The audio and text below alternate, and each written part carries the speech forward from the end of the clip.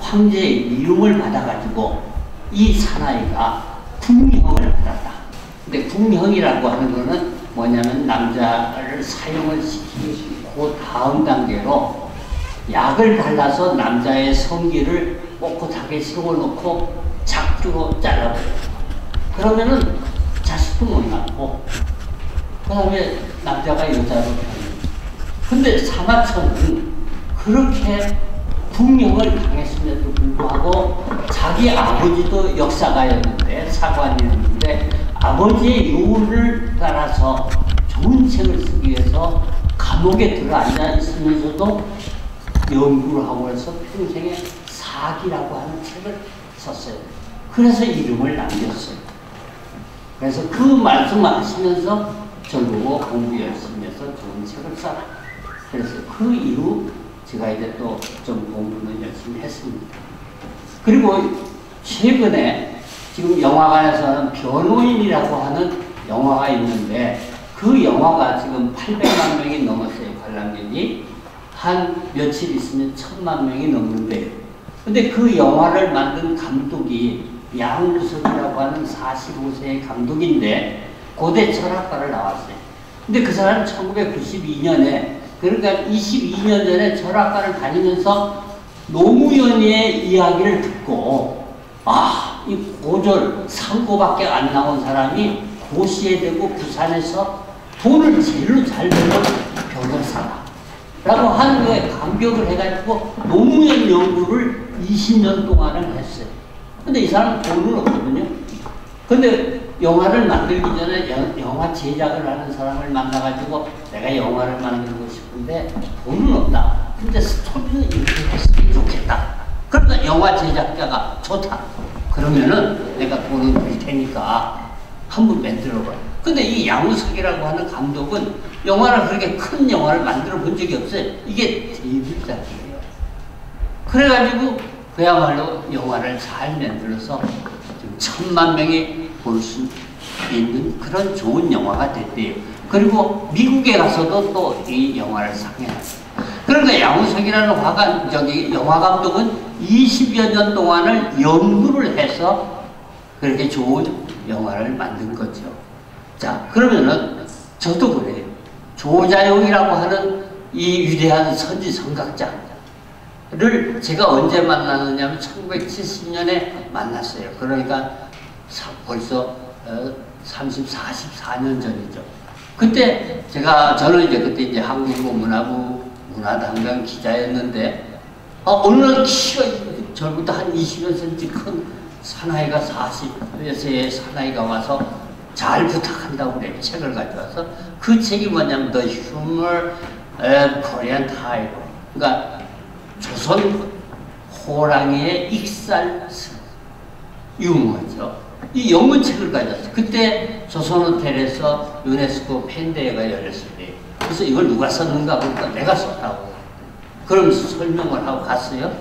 그래서 이제 제가 그걸 문화면에 소개를 하고 있는데 그 이후에 한 번 더 만나서 조자용 씨하고 얘기도 하고 에밀레 박물관을 가서 또 구경도 하고 그랬어요. 그리고 이제 저는 그 다음 해 중국 유학을 갔다 왔는데 어떻든 인간은 어떤 부모를 만나느냐, 어떤 선생을 만나느냐, 어떤 친구를 만나느냐에서 그 사람의 인생이 결정이 돼요.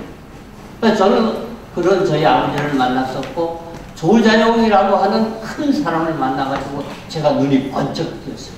근데 그 이후 그러니까 이 조자용이라는 사람은 정말 민화, 민속 여기에 미친 거예요. 정말 미쳐야 미치는 거죠.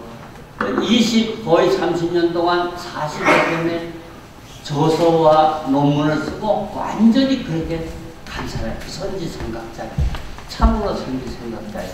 그러니까 아마도 저 호랑이 그림을 보면 저 호랑이의 그림의 제목이 뭐냐면 낮잠을 자고 잠을 자고 일어난 맹호의 그림이에요. 저 그림이 이렇게 눈을 재보니까 세로가 한 1m 20, 가로가 한 4m예요.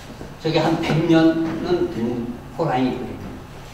저 호랑이 그림은 제가 알기로는 병풍 12폭으로 되어 있는데 가장 상태도 좋고 주제 좋고 구성 좋고 기법 좋고 호랑이 그림 중에서도 대작이고 명작이에요. 그러니까 저 그림을 그린 화가는 송원이라고 하는 분인데 저 작품을 하나만 가지고도 저 사람은 이름을 남긴 사람. 여러분도 그렇습니다.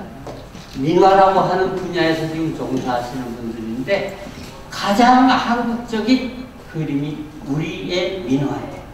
괴테라고 하는 약 300년 전에 독일의 시인이요 철학가였던 사람은 가장 민족적인 것이 그 민족의 특수성을 초월하여 세계적인 보편성을 갖는다 그랬어요.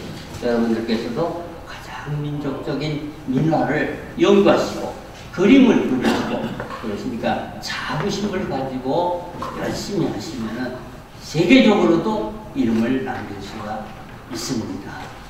그리고 강평을 조금 하기 전에 이 글씨에 대해서 재미있는 얘기를 할게요. 우능산천이라는 건 뭐냐면 남녀 간의 정을 나타낼 때, 사랑을 나타낼 때 우지정이라고 합니다.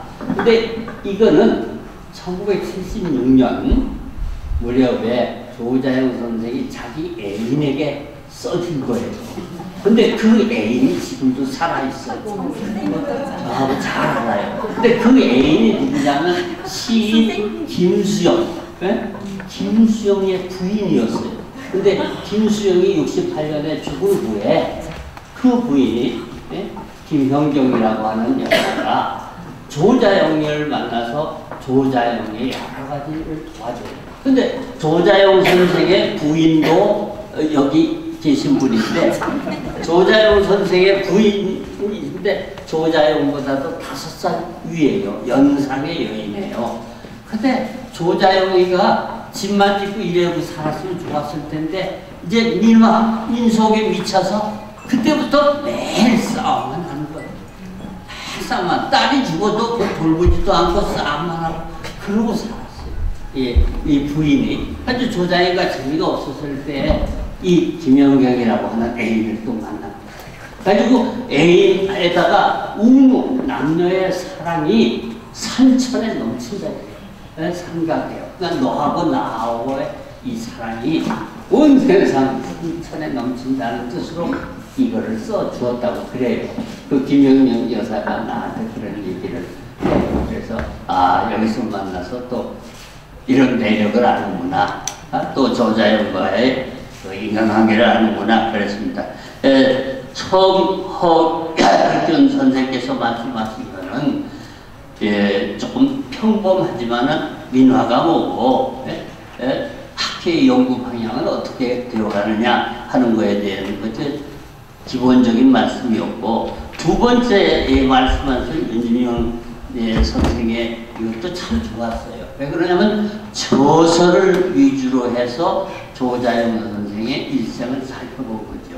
그 다음에 이영실님의 그 삶과 민화에서도 저서와 시대를 건축가로서의 조자영, 민화 연구가로서의 조자영, 그 다음에 삼신사상 연구가로서의 조자영, 이렇게 나누어서 보는 겁니다. 근데 지금 여기서는 세 분이 그냥 이렇게 슬라이드로 말씀하셨는데 여러분들 이 인쇄물을 가셔서 꼭 한번 읽어보세요. 그러면 내용도 좋고 참고가 되는 것이라고 생각합니다. 오늘도 이렇게 많이 와주셔서 저도 뭐 민화에 대한 몇 편의 글을 썼습니다만 어떻든 간에 참 행복하다고 저는 생각합니다. 감사합니다.